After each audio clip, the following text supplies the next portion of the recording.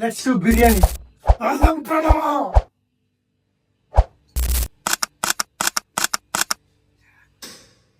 ఇవాళ మనం చేయబోయే బిర్యానీ ఇలాంటి బిర్యానీ కాదు. ఈ బిర్యానీ వెనకాల ఒక స్టోరీ ఉంది. అదేంటంటే ఇది యాక్చువల్లీ ఒక మిగిలిపోయిన బిర్యానీ కదా. లాస్ట్ టైం మా ఫ్రెండ్ తెచ్చిన మిగిలిపోయిన బిర్యానీ ఎలా ఉందా అని ఒక్క స్పూనే ట్రై చేశాను. చాలా అంటే చాలా మంచిగా అనిపించింది. సో ఎవరు చేశారా అని అడిగితే లాస్ట్ కు ఒక అక్క చేసిందని చెప్పారు.